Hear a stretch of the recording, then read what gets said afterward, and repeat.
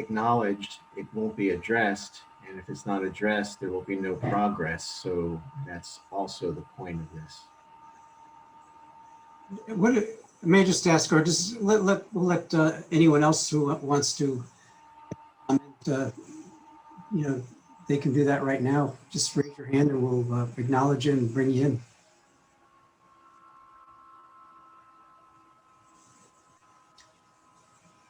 If not, I did have one question. Where is this with North Cornwall Township?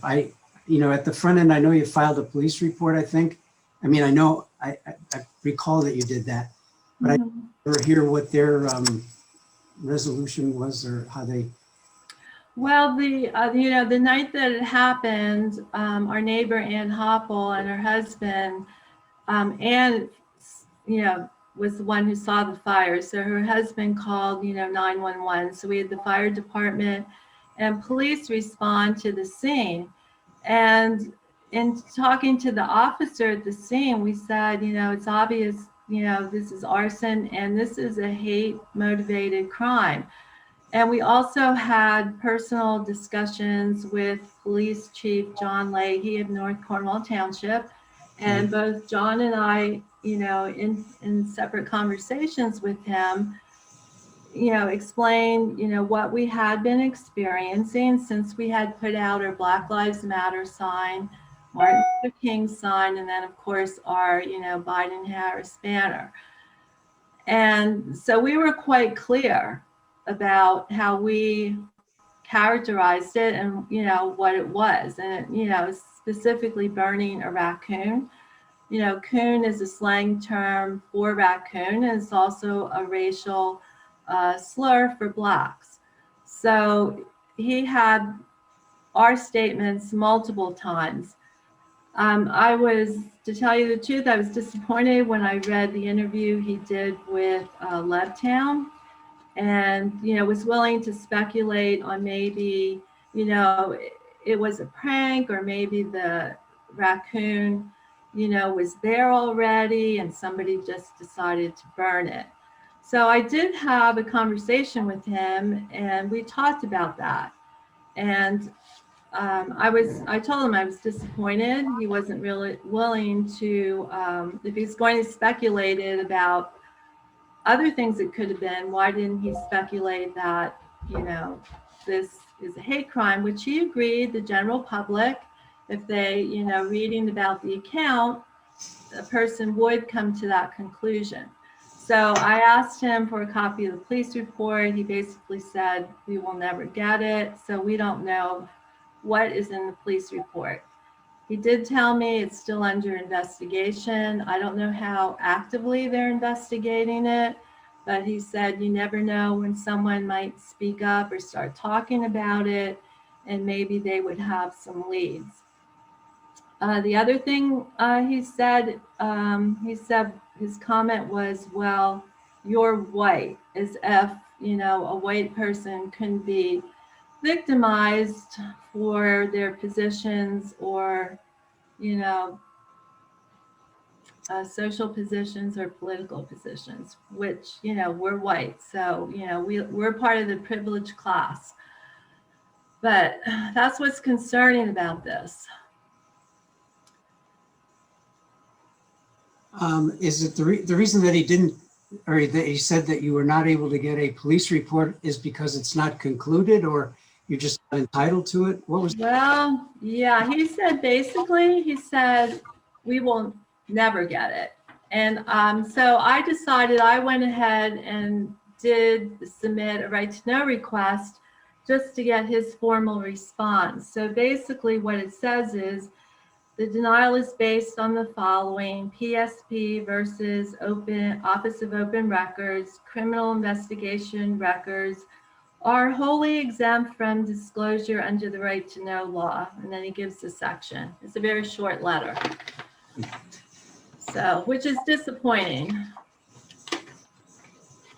Okay. Because there were photographs taken by the officer at the scene, and I would have been interested in having those because they were from a different vantage point than where we were standing. When the fire company responded. I mean, there were a fair number of people there. Some weren't wearing masks. So I just, we just stayed on our property in the driveway. And anyway, I'm sorry if I'm rambling.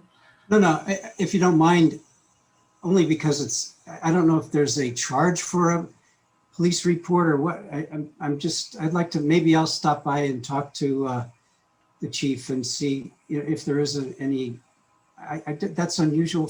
At least I'm used to getting accident reports. You have to pay them, but they are, available if you submit a request and pay for them. So I just want to, for my own education, what would be different than that? But with this kind of, unless it was not concluded, then I would understand that they wouldn't be available. But I will follow up on that, and then I will get back to you, Ellie and John. Okay, thank you. Yeah, but even if it wasn't concluded, I can't understand why you couldn't give us the information that you have, period. If you had an attorney, I'm pretty sure they would want it, and I don't see why they shouldn't have it. It's not telling us anything other than what we already know because we were there.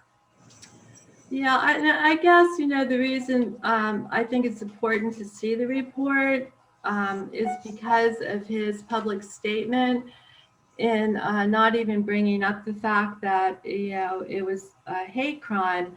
And our position is, like John just stated, unless our agencies and public institutions start identifying, acknowledging, and publicly speaking out against these types of things, we just don't see how, progress is going to be made. Because when you have police not even willing to identify a hate crime when it's, evident that it is, then, how far are we going to progress on this? And the reason that I'm interested in it is because you're asking us to sign on a resolution, and I would like to know, from the people that investigated it, what their questions were. So that's why I'm asking that question. Yes, no, that's fine. So, okay, thank you. Bob, hi, it's Jackie. Yes. I wanted to add to that maybe a little different perspective, and that one of the reasons that we all of us are here discussing this is because we don't really know how many other incidents have happened like this around the county. There really is no way I don't know who documents, and we're going by an FBI definition of what a hate crime is. So we're using, what the FBI terms as a hate crime, and it's definitely a bias towards somebody. And so whether or not they're of any ethnicity, that's all part of it, a bias, and some activity that was done as a bias towards somebody else. But we don't know how many others are documented or not documented, how many other reports there have been. We have been in touch with the Pennsylvania Human Relations Commission. We know that at one time they had a No Hate in Our State group here in Lebanon. And we did talk to a few people who were part of that. And it's really more for awareness and that these things do go on and people should come forward. So maybe because we're here, that other people will come forward and say, yeah, that did happen. These things like this do happen. And maybe they don't know they're a hate crime, but they should be reported and documented so that we can, have kind of a record of what's going on here in Lebanon County. Thank you. Anyone else? Commissioners? Well, I'll just say that Ellie and John, I'm sorry you experienced this. It was uncalled for. And I think that there's several levels that are going on here. And the one that hasn't been mentioned that really troubles me is that one time I saw a documentary, and I don't know if it was 60 minutes, but it was something I considered credible at the time, and it's been quite a while. And they were looking and interviewing psychologists and professionals about what the commonalities were among serial killers and things of that nature. And what came out was that as children, and I would consider teenagers children if indeed that's who perpetuated this, They often start out mutilating animals and it transgresses into people eventually. And that was really troubling to me when I heard your story. So I really think that we do need to hopefully get a conclusion from the police on this, and that there can be some closure for you and for the community, because we can't allow this sort of thing to go on. So again, I apologize on behalf of the whole community that you had to experience this. It was uncalled for. Yeah, I think the other benefit to to having our community leaders and elected officials denounce this and speak out about it, I think it opens it up into, the public arena for a discussion, and will hopefully, encourage others, to step forward to say, hey, this is going on, and we really need to address it somehow, and, talk about the issues of, unconscious bias, bigotry, racism, xenophobia. I mean, it all, is falling under this umbrella of hating the other for whatever reason, someone conjures up in their mind and justifies it. And it's I think people in our community need to know that, that our community leaders and elected officials are there and care and want to have it, somehow address and stop it, or, somehow re-educate people and open their minds. Sorry. I know Jackie mentioned about documenting this and having a file of some sorts. We don't have a countywide police force. That is up to each individual municipality. So I was wondering, is there someone in your group here that they could call to talk to, that if they experience something similar, that they could share their story with you? Yes, I mean, when it happened, and Jackie was actually the one who advised us to call the Pennsylvania Human Relations Commission, because I think it's just, a general citizen in Pennsylvania, you're not even aware of what resources are available at the state level. And I really wasn't. And I called, I reported it. I have a contact person.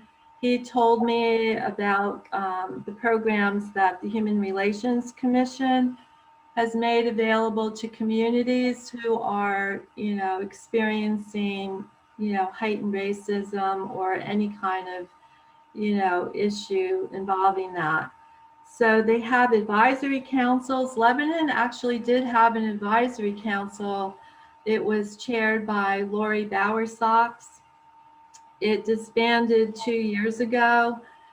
So I talked to her, and she said they had addressed LGBTQ discrimination in housing. They addressed some issues with ESL program in Lebanon School District. So, there are agents, I guess, councils or just groups that can be put together that can access the resources that are available at the state level and serve as a liaison for our community and people who are suffering these kinds of things. So they would have, somewhere to go, someone to talk to, and someone to hopefully advocate for them and, serve as a liaison in trying to resolve whatever issue they're experiencing. But you're not prepared to give a number that they can call today? I mean, sure. Yes, I mean, the State Human Relations Board does have a phone number to report hate crimes, and it's 717-772-0523. Thank you. Mm-hmm. If you recall, 20 years ago, when the Ku Klux Klan came to Lebanon, they were very, very helpful was Ann Van Dyke at the time, very helpful in providing resources for that event. They do monitor hate groups and they do monitor hate crimes around the state. Jackie, I had a question yesterday. Maybe you can answer this and maybe you can't. But someone suggested that the KKK came to town once before under Mayor Eisman. Do you remember that or know anything about it? I don't remember that. I only remember when they came 20 years ago, but before that, I do not remember that. Yeah, I don't remember either. I couldn't answer the question. Okay. Anything else? As far as this resolution, from my point of view, I'd like to get some clarity from North Cornwall Township, and I'll circle back to you, Ellie and John, as I said I would, after I get, finished with that part of it. And then the three of us commissioners will talk about, what action or how far we go with this resolution or modifying this and bringing it back to you for a look. That's where I am at this point. Okay. And I just want to say the group of people who have joined us on our behalf were the support people we look to, just for guidance and just even, just to talk things out. They've been great and I appreciate everyone being here. And please, if anyone has a comment, speak up. I mean, I think it happened to us, but it could have happened to any one of us who, take positions about social and any kind of injustice, whether it's social, environmental, criminal injustice. There's a lot of things that need to be addressed. Hello, everyone. This is Amari Abreu. I just wanted to say that, putting myself in the shoes of the commissioners in this situation, I think it is wise for them to investigate in further detail, to really find out on the other side what information is missing before a resolution is put out. I guess the only thing I'm gonna, personally ask is that that something can come out of this, something positive, and that we as a community can agree that any type of crime in that context or any other context is not allowed and shouldn't happen.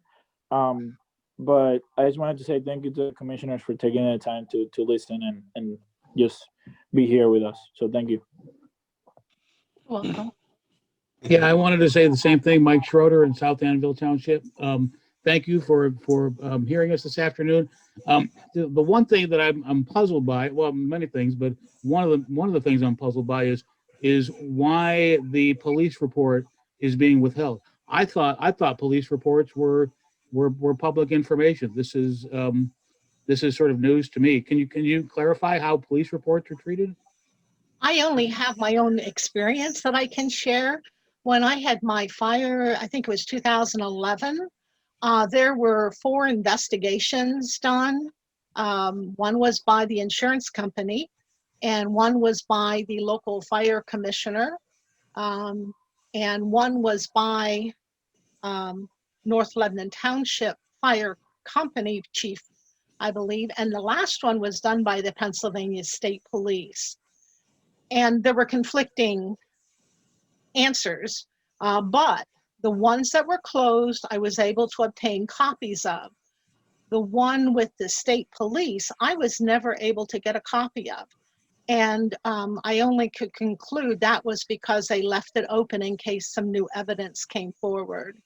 So that's my experience. I don't know how that translates to this situation, Well, but I said earlier that I was going to, call on the township police chief to talk about what are the guidelines for getting this report. So that I don't have an answer right now because I didn't, I'll be doing that and getting back to the Sallahubs, and then they can disseminate the answer to you folks.